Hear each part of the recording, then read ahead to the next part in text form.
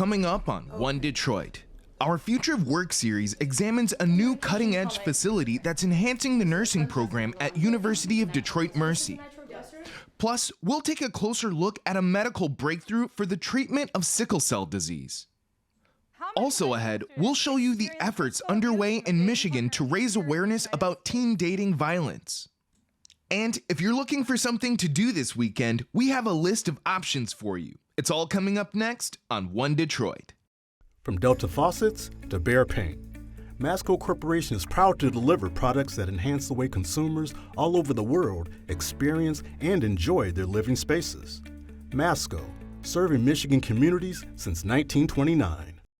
Support for this program is provided by the Cynthia and Edsel Ford Fund for Journalism at Detroit Public TV. The DTE Foundation is a proud sponsor of Detroit Public TV, among the state's largest foundations committed to Michigan-focused giving. We support organizations that are doing exceptional work in our state. Visit dtefoundation.com to learn more. Nissan Foundation and viewers like you.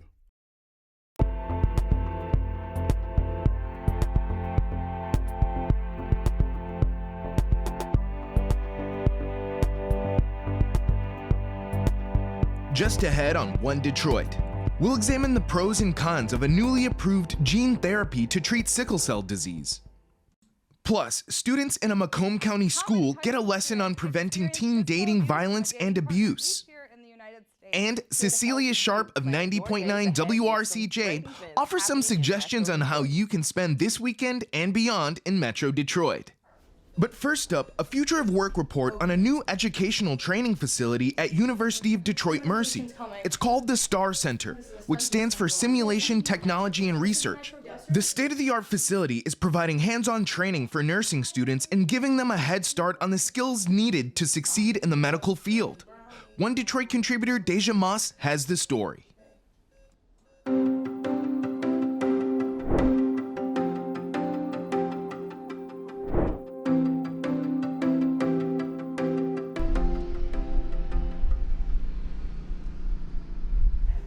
We are here at the University of Detroit Mercy in the STAR Center, which is a new simulator program. Tell me about it. How did it get started? We started construction of the STAR Center in 2021-22, and it opened officially last June of 23. The STAR Center, which is really Simulation, Technology, and Research Center, really grew from some of our early simulation that we had done in the Macaulay School of Nursing. In 2010, we opened our first simulation center, which was really 2 small rooms, about 1,200 square feet. We visioned a center that was larger, that would be able to accommodate all of our programs, physician assistant, nurse anesthesia. What it represents for our students, as Dean B already alluded to, is their ability to practice some of these real key skills before they get to have that sort of one-on-one in the hospital with patients in real time. It's an opportunity for students to really engage in communication and feel comfortable and safe with the skills that they're learning. When I learned how to integrate that clinical information based on the learner level of knowledge, it became, my whole world opened up for me as well as for the students, because now I understood the importance of tailoring certain experiences to the learner level's experience. Since I'm in fundamentals, we were fixing the patient's room up, make sure the patient was comfortable, checking the patient's vital signs and things like that. So I think it was very helpful for when I was actually going back to clinical and having to retake vital signs. It was actually easier for me to take the vital signs and being able to make sure my patient is comfortable in their room and everything. As long as the students are meeting the learning objectives, as long as the students are able to collaborate and communicate and foster relationships, the learning can still take place. And just making sure everyone have the resources that they need, making sure that the technology is together, the equipment together, and most important, making sure that we are building in the curriculum that is what is needed for our community. What makes this program or this space unique compared to the previous one that was on campus or others that you've seen? So we developed and designed the center to really mimic a hospital unit. We have the rooms designed with real oxygen, real compression, so that you can actually truly suction someone or simulate that kind of experience, as well as really ensuring that we had a high-tech trauma area so that students could have experience in a simulated operating room or an emergency room. The mannequin for sure is more high-tech. It seems like a real person. It does a lot more than the other mannequin did. The technology that is available to us now, that's very helpful. Having the patient's chart accessible to us, we can read the notes, we can see their medications, we can see prior assessments, and that's very helpful in going about planning your care for the patient that you are dealing with. And I also feel like the broadcasting to the other students in the room, being able to watch what our peers did prior, to be able to know where we have to take out from there. University of Detroit Mercy is one of the top-ranked colleges for nursing in the state of Michigan. So how are you combating the stereotypes or the impressions that people have received from the pandemic? How are you combating those things with your students and keeping them engaged and wanting to be a part of the nursing field? It has been a challenge. We've had to do some new things in terms of how we interact with our students. One of the things that we've really focused on is our success, student success, and engagement. And so we have a dedicated office to that. As long as I have contributed to a confident graduate nurse, that's my job. I feel like my job is done. And I would be proud of them either way, whatever they decided to do when they entered the workforce. I give them the tools to make the right decisions for themselves and for each other. With simulation, the end result is to improve patient outcomes. That's what this is all about. It's about improving our community, you know, and simulation is just a tool to get us there. And having that sense of self is the best thing I think the students can gain from this. I do feel supported by the clinical instructor, our professors. They're always open to us if we have any issues or anything we want to address, to just take it up with them. So there is definitely like a strong support for the students here. I also learned how to be an actual good nurse, aside of like doing the IVs and like the standard patient care. We learned how to actually care for our patient and learn what our patient needs, and being able to kind of just have sympathy for everyone. I can see the STAR Center being a benchmark program for all other programs to pattern their day-to-day operations behind us, because we are reflecting what's happening in the community and what the needs of patients are in the community. I feel like with technology and just applying the real life aspects to it helps it become even more effective. What's her heart rate? 109. So, and her blood pressure is off. More than 100,000 Americans, most of whom are Black, are living with sickle cell disease.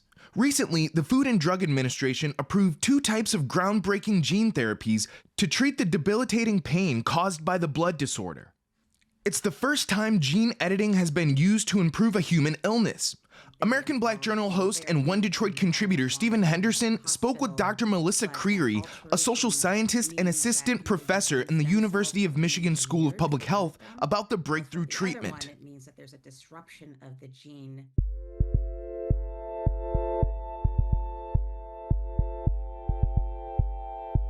So I am fascinated by this news and fascinated by the possibilities that it suggests. Let's start with what this actually is and what effects it can have for people who struggle with sickle cell anemia.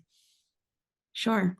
Sickle cell disease is the most common inherited blood disorder, and it impacts mostly those that are descendants of the African diaspora, Black Americans, and Caribbeans.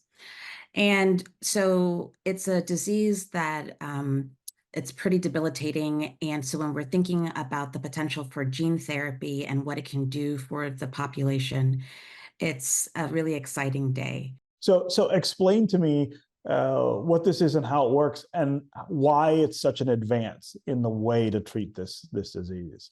Absolutely. So in December, the FDA approved the clearance for 2 gene therapies to be released to market for people to begin to think about taking as part of their therapy and care for sickle cell disease.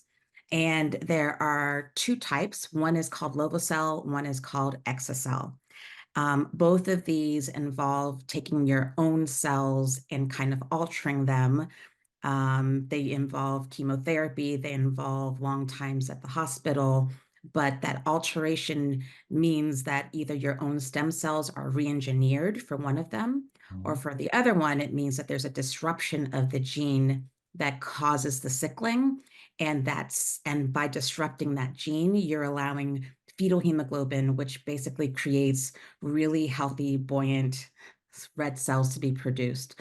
In both of these cases, both of these gene therapies, an assumed cure is happening because brand new cells are going to be generated. Brand new healthy red blood cells will be generated. Yeah, and this is my understanding, at least, is that this is a part of medical science that is being used to change the way we treat lots of different diseases. This idea that essentially altering what's going on with your own stem cells or your own genes is the way to treat, or in some cases cure, diseases that have confounded us for a really long time. There's a lot of excitement, I think, in the scientific world about this for this very promise. And I think that, yes, we can think about the ways that this gets applied to many diseases. For CRISPR in particular, the exa-cel that I mentioned earlier, this is the first, they created this technology with sickle cell disease in mind to kind of pave the way for how other diseases will kind of follow suit. And so there's this large idea about why and how we are going to address a particular population, a population that's been through a lot of medical neglect, and then give them this, innovation, I think, as a way to kind of counteract that historical neglect that's been happening. Yeah, I absolutely know about the frustration with the medical establishment in coming up with ways to treat it, just like for other health outcomes and issues for African Americans. This has been, I think the right word is neglected. Absolutely. I think that there's just been this long history of inequities that we have seen as it has played out in the sickle cell population, which I think can be connected directly to institutional and structural racism that we find in all of our systems, particularly our healthcare system, and the way that we think about the production of knowledge, the way that we think about how science gets developed. All these things are interconnected. I am hopeful that this is just the start and a way forward of how we can actually pay attention to this historical neglect. I am concerned about, this kind of idea of a scientific piece of justice being applied to a population that needs a lot more attention when it comes to this historical neglect and this historical kind of experience with inequities. We can't just say, here's a brand new innovation and then expect everything else to kind of fall in place. Right. And there are some other concerns around the use of this, and again, the distribution and the access to it. Absolutely. One of the main questions we have to ask ourselves is countered with this excitement we have about this therapy is who exactly is going to get access to this therapy. In Michigan, there's only one site that's going to be offering it, and that's the Children's Hospital, which is in Detroit. And besides this physical location of accessibility, we also have to think about financial accessibility and this much larger kind of ecosystem of support that's needed. These therapies are ranging between $1 and $3 million, and we haven't yet figured out exactly who's going to pay for what. Yeah. So I also want to give you a chance to talk personally about this. I understand you're someone who lives with sickle cell disease. First, how do you feel like this might affect you? But also give us a sense of what it's like to live with this disease under the circumstances that we've had before this discovery. Yeah, I think it's hard to fully grasp what it's like. And I will say that, I'm a professor at the University of Michigan. I'm living in a certain amount of privilege. And I, despite all of that privilege, am exposed to pain almost every day. And that is the main hallmark, the symptomatic hallmark of sickle cell is pain. So the idea that a therapy like this can take away pain really impacts your everyday positioning in life. Everything that you do when you're living with sickle cell is measured on how much pain you might have access to, how much pain you might experience in a given situation. And the idea of being untethered to that pain offers an amount of freedom that I really can't fully fathom. February is Teen Dating Violence Awareness Month, a time to talk about emotional and physical violence among young people in relationships. Education is key to preventing the abuse, and a new Michigan law requires schools to teach teens about physical and sexual assault awareness. One Detroit's Bill Kubota visited a high school where students are learning about dating violence and how to prevent it.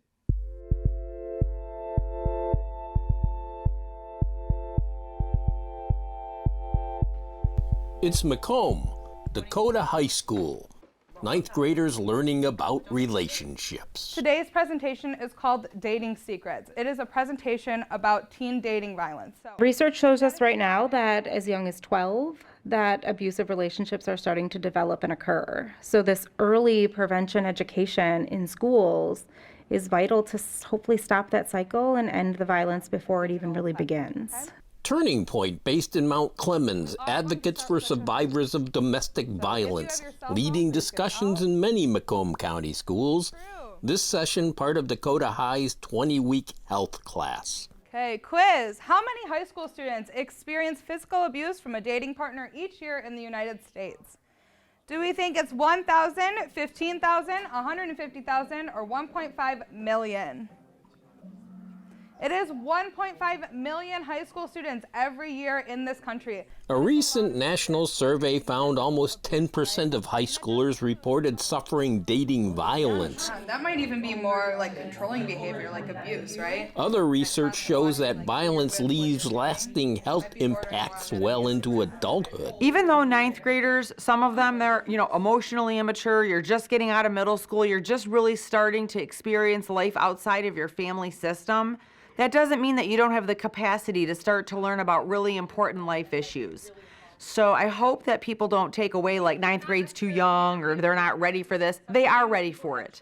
And they see it in TV shows and media. They hear about it through their friendships and families. It's an important time to start the education, but it also shouldn't be the end of it.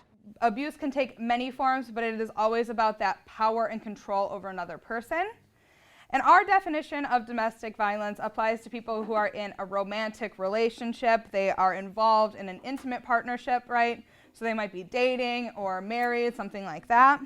Turning Point has been hosting these sessions for decades, but in more recent years, the onslaught of social media a space where abusers exercise much of their power and control. Digital, that could be controlling your partner's social media accounts. You could have a partner who asks to have the password to your accounts, the password to your phone. It could be that someone wants to look through your Instagram DMs or your text messages to see what's going on in your life. It takes a little bit to settle in. This is a hard topic. It's uncomfortable. These are things that not a lot of teens really want to originally talk about.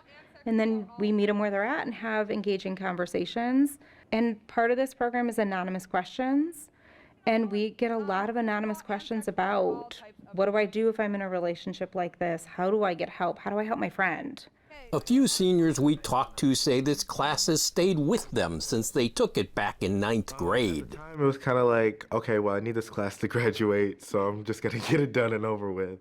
And then when Turning Point came in, it was like, oh, wow, this is completely different from what I thought was going on in middle school. I've known people that have dated older people and have been in that type of relationship where they have a power dynamic because they're dating somebody that's older than them that will take advantage of them because they're young and naive. It really kind of sets their path throughout high school and life because they will come across relationships with different people, and not just like intimate relationships, but also relationships with friends. We know that many teens fear being punished by their parents for dating someone or for not breaking up with someone when their parents instruct them to.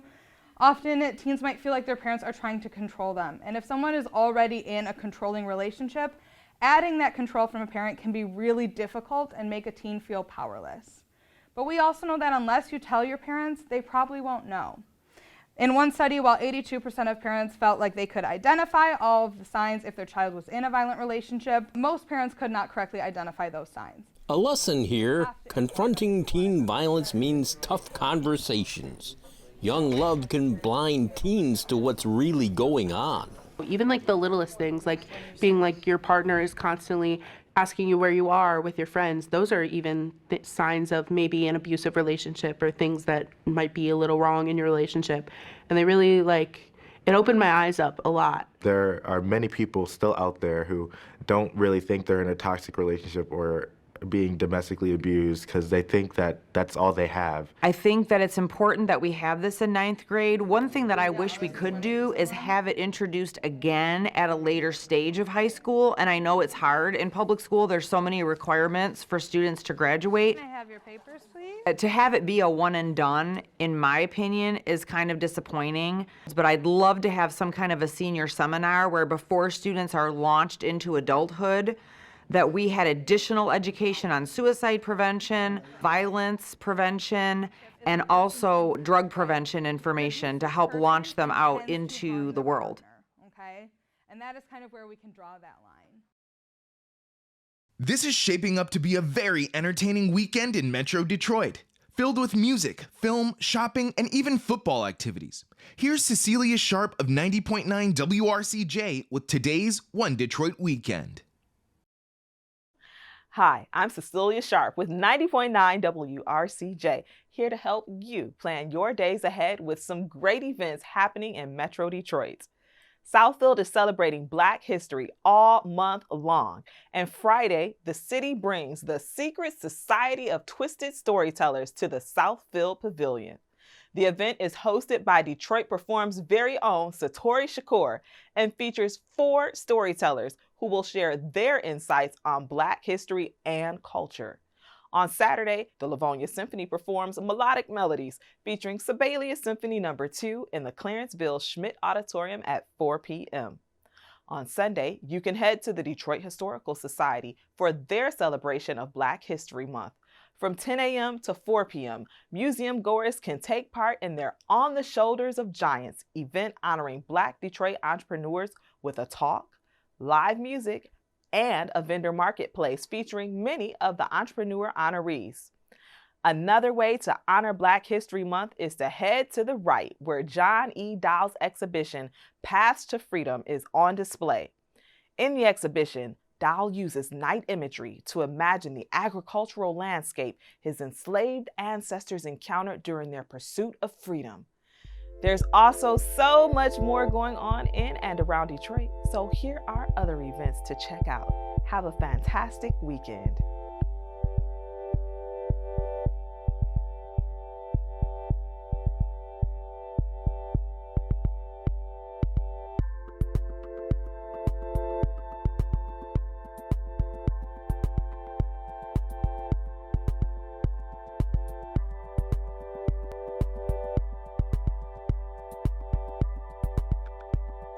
That'll do it for this week's One Detroit. Thanks for watching. Head to the One Detroit website for all the stories we're working on. Follow us on social media and sign up for our weekly newsletter. From Delta faucets to Behr paint, Masco Corporation is proud to deliver products that enhance the way consumers all over the world experience and enjoy their living spaces. Masco, serving Michigan communities since 1929. Support for this program is provided by the Cynthia and Edsel Ford Fund for Journalism at Detroit Public TV. The DTE Foundation is a proud sponsor of Detroit Public TV, among the state's largest foundations committed to Michigan-focused giving. We support organizations that are doing exceptional work in our state. Visit dtefoundation.com to learn more. Nissan Foundation and viewers like you.